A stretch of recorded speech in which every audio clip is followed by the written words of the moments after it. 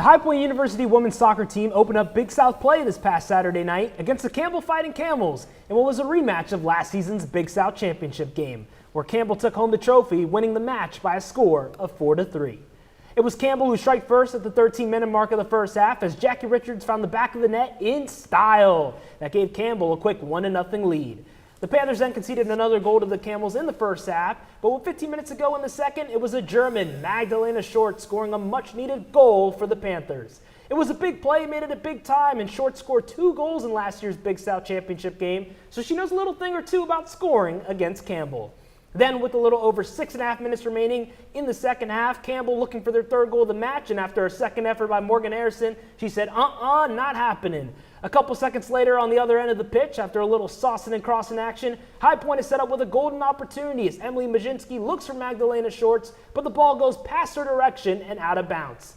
The Panthers then get one last chance with 15 seconds remaining, and the ball rolls out of bounds again, ending their attempted comeback. 2-1 the final score as Campbell wins the highly anticipated rematch over High Point. Turkey Day may be over, but our basketball season is just starting to heat up. Our men's team defeated Chowan this past Saturday by a score of 90-60 as sophomores Jaden House and Alex Holt led the way, scoring 17 points apiece. The Panthers then played against a strong opponent in Furman last night, where they unfortunately fell short by a final score of 74-70 in double overtime. The guys will be heading on the road this Saturday night as they will take on one of their big rivals in the Elon Phoenix at 7 o'clock. Meanwhile, our women's soccer team is officially in a groove as they are currently on a 3-game win streak with wins over Charleston Southern, Winthrop, and Presbyterian. Their last match against the Presbyterian Blue Hose was a 5-0 victory where 5 different players scored a goal in that match.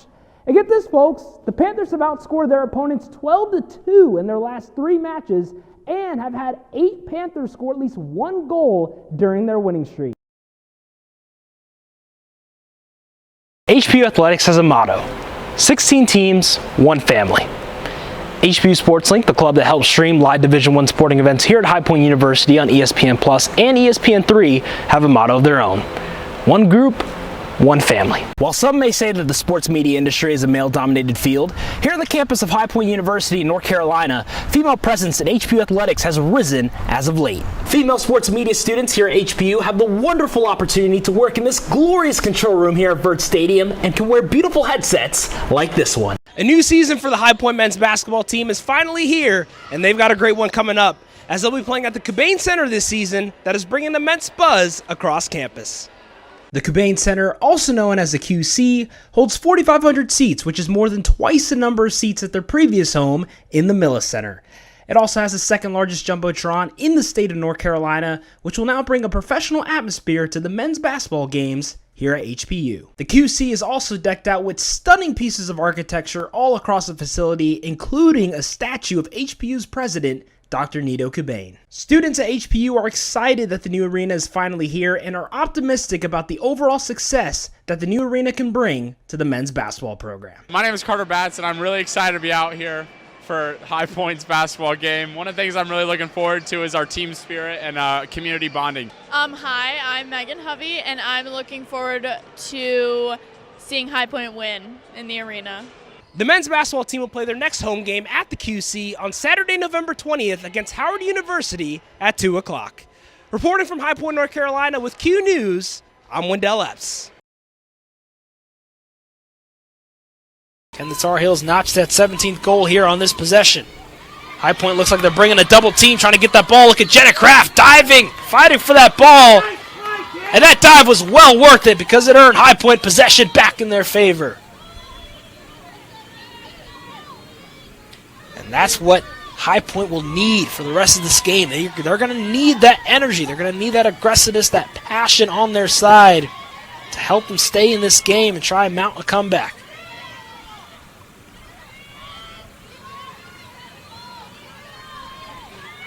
Kay Rosselli with a nice pass to Abby Horms, and Abby Horms scores!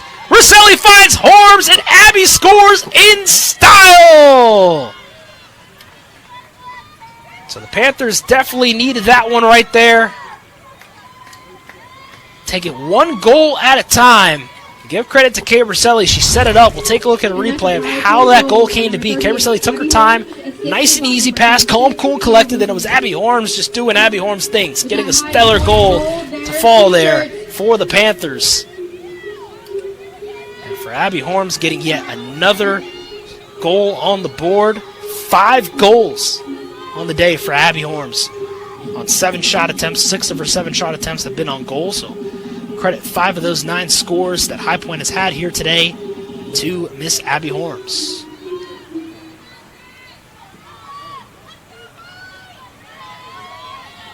And anytime you score a goal in the sport of lacrosse, you want to be able to try and win that draw control after that goal. But fortunately for High Point, not able to win this draw. UNC is able to get it. Let's see how the Tar Heels will respond to that last goal that was just scored by the Panthers.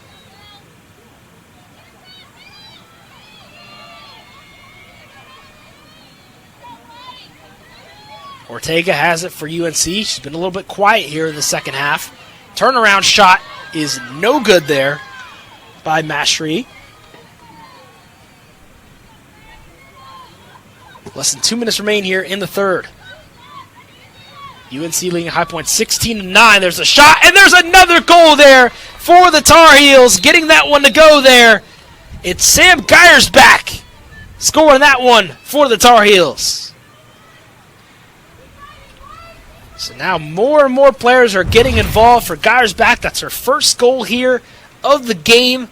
Catching it at the perfect area of the field, right in the middle, right in front of that goal, just turning and shooting with ease. Almost a practice-like shot right there for Geiersbach. And UNC now takes an 8-goal lead over High Point.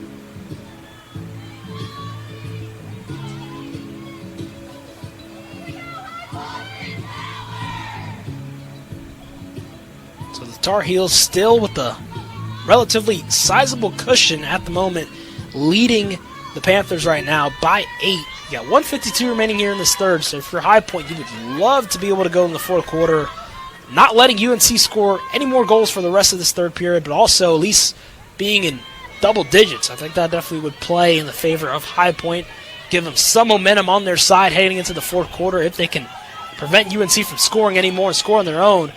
Jordan Miles for High Point nearly got that ground ball, but great effort there by Julia Dorsey, keeping the possession alive there for the Tar Heels.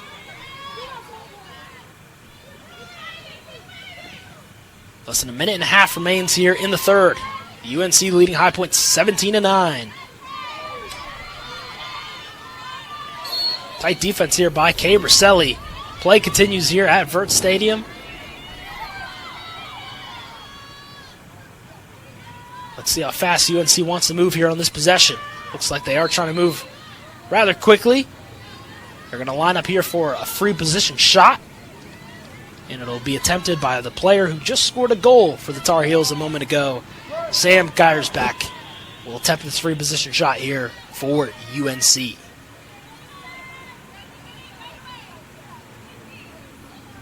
Here comes Geiersbach looking for her second goal in a row. Not able to get it, denied there. Excellent effort there by the High Point defense. Jenna Kraft lost the ball, but able to scoop up the ground ball. I just want to go ahead. I want to end this interview with you, asking you a couple rapid fire questions if you're up for it. Yes, absolutely. Let's do it. All right, let's do it. If you could have any superpower, what would it be? Ooh, superpower. I would just want Iron Man suit. I just want his suit. Yeah. What's one food you can't live without? Oh, one food I can't live without. Oysters. I love oysters. Very cool. Yeah. What's your favorite genre of music? Folk indie rock. Can you speak any other languages?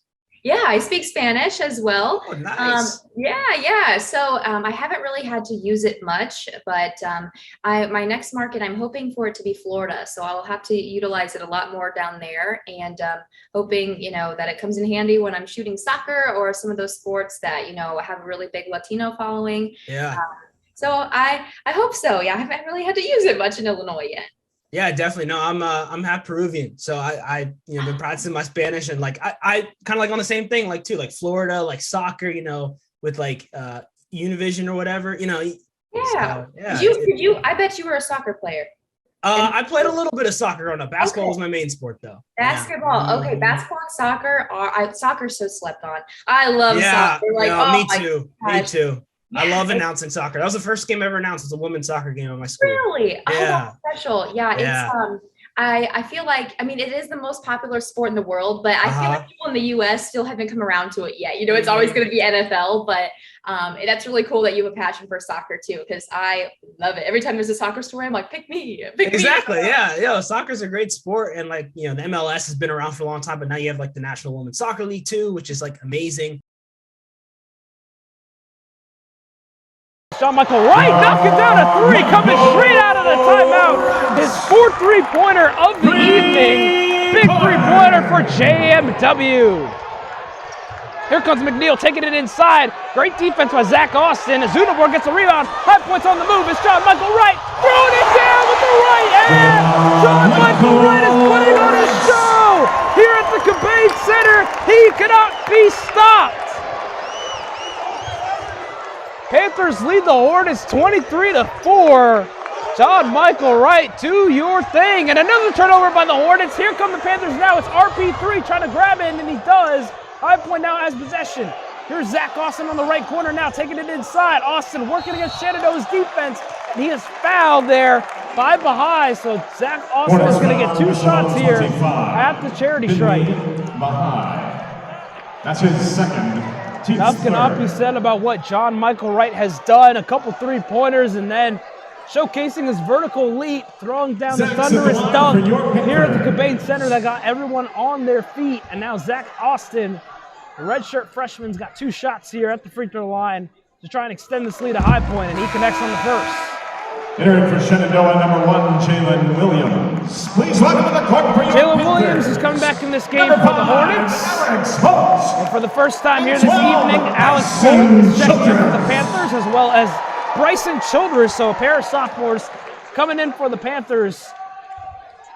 And everything has been clicking here for High Point as Zach Austin is able to knock down that second free throw. 25-4 the score here, 14:58 remaining here in the first half. High Point and Shenandoah. Here comes Williams now firing a three in front of John Michael Wright and banks it home. The bank is open here at the Cabane Center. Jalen Williams, that is his first points here of the evening. Now here comes John Michael Wright, working on the left corner against Williams. Receives a screen from Alex Holt. Now John Michael Wright step back move with three-pointer. Crowd would have erupted had he made that one. Zach Austin, though, gets the rebound. Now John Michael Wright over to Bryson Childress. Corner three from right wing. It's good. Bryson Childress knocking that one down on the beautiful feed from JMW.